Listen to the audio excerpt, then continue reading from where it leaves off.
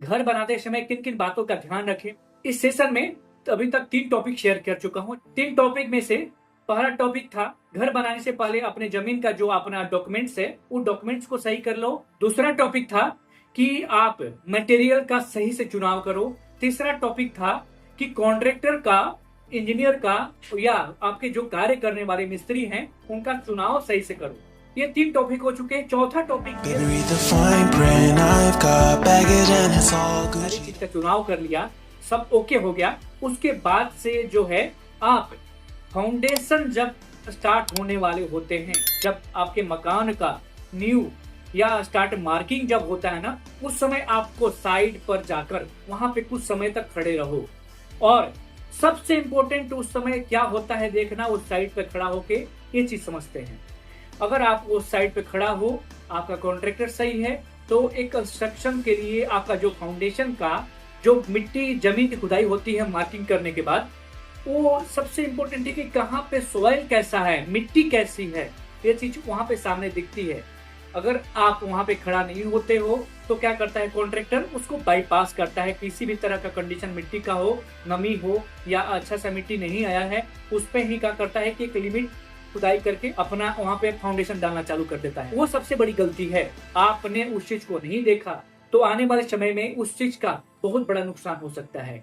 तो उसमें क्या करना चाहिए कि अगर फाउंडेशन का जहां पे कॉलम डालने होते हैं ना, जहां पे कॉलम डालने के लिए 4x4 का गड्ढा खोदा जा रहा है, उसकी जो गहराई है वो 4 फीट मिनिमम होनी चाहिए। और डिपेंड करता है कि आपका प्लानिंग क्या है, 1 मंजिल बनाना है, 2 मंजिल बनाना है, 4 मंजिल बनाना है, 5 मंजिल बनाना है। अथॉरिटी के हिसाब से जो परमिशन है उसके हिसाब से भी देखना चाहिए कि हाँ कितना परमिशन है, कितना आप बनाने का प्लानिंग करते हो, ये सारे चीज मायने रखता है। उसके हिसाब से गड्ढे का जो गहराई है, गहराई का चुनाव करना चाहिए। अगर सपोज दैट आपको G+4 बनाना है तो गहराई कम से कम 4 फीट होनी चाहिए।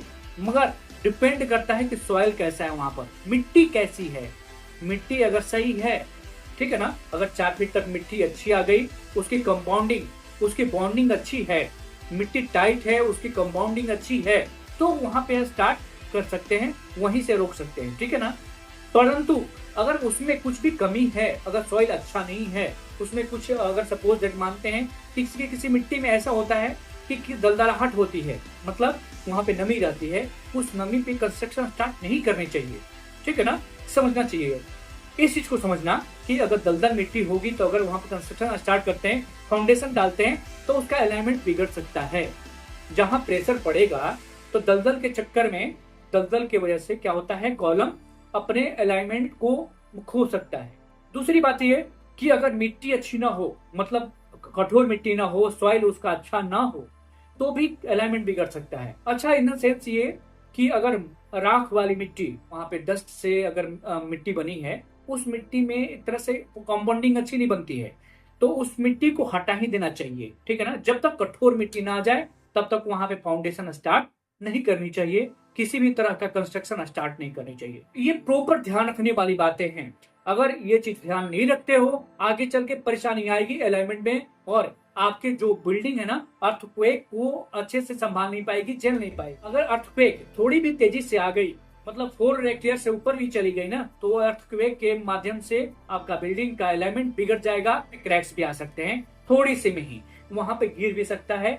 परंतु आप बोलोगे कि हाँ झेल जाएगा, इतना तो फीट हमारे नीचे है, झेल लेगा भाई साहब।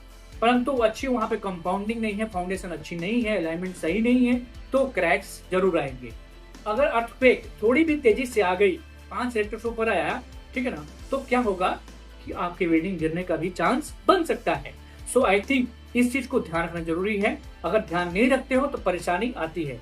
दोस्तों बीच में रुकते हुए आप लोगों से एक बार रिक्वेस्ट करूंगा कि अगर हमारे चैनल को सब्सक्राइब नहीं किए हैं, कृपया सब्सक्राइब कर दीजिए, साथ ही साथ बेल आइकन को प्रेस करके ऑन कर लीजिए, ताकि इस तरह की इन्फॉर्मेशन आपको नोटिफिकेशन के माध्यम से मिल सकेगा, आगे उसका लाभ उठा पाओगे। दोस्तों बात करते हैं आगे कि अगर आप इस तरह की चीजों पे ध्यान नहीं देते हो तो क्या और भी नुकसान हो सकते हैं, ये चीज समझते हैं। तो अगर आप खड़े होते हो साइड पर, ये सारी चीजें ट्रांसपेरेंट दिखने लगती है, आप उस चीज को बाईपास नहीं होने दोगे, क्योंकि अपना खुद का नुकसान कोई देख कर नहीं कर सकता है। हाँ अगर अनजान है, उसका समझ नहीं है, तो भले नुकसान हो सकता है। इसीलिए बोला जाता है कि अगर सपोज दैट अच्छा कॉन्ट्रैक्टर हो, अच्छा इंजीनियर हो, अच्छा मिस्त्री हो, तो ये चीजें आपको सजेस्ट कर देगा अगर आपको नॉलेज नहीं होगा, सजेस्ट कर देगा सर 4 फीट की गहराई में इस तरह की परेशानी है, ये और भी गहरी जा सकती है। ठीक है ना। जो ईमानदार व्यक्ति होगा, ईमानदार कॉन्ट्रैक्टर होगा, ईमानदार मिस्त्री होगा तो ठीक है ना, अपने फायदे के लिए नहीं सोचेगा तो। और सकते मान सकते हैं कि अगर बचाने के चक्कर में ये सब कार्य करता है तो आप उसको सजेस्ट करो कि भाई जितनी भी ये कमी है उसको हम पूरी कर देंगे। ठीक है ना। जो आपका रेट बढ़ रहा है ना, उस रेट को हम आपको भरपाई कर देंगे, परंतु ये जो फाउंडेशन है ना प्रॉपर ढंग से करो, तभी हम आपको एक्सेप्ट करेंगे। जब तक आप खुद से संतुष्ट ना हो जाओ तब तक वो प्रोजेक्ट स्टार्ट न करने दो। यही बातें आपको ध्यान से बारीकी से समझनी चाहिए और उस पर ध्यान रखकर, नजर गड़ाकर, मतलब उस पर पैनी नजर रखकर कार्य कराए। पैनी नजर रख के कार्य कराएंगे तो आगे चल के आपको परेशानी नहीं होगी। दोस्तों, इस टॉपिक पे बहुत सारी चीजें हैं बताने के लिए, परंतु ये हमारा टॉपिक बाय सेशन है तो इस टॉपिक में बस इतना ही। अगर प्रॉपर इसी टॉपिक के ऊपर हम वीडियो बनाते हैं तो सारी विस्तार में चीजें बताएंगे, शेयर करेंगे। तो दोस्तों, इस टॉपिक के लिए बस इतना ही। आप सभी को धन्यवाद। नमस्कार।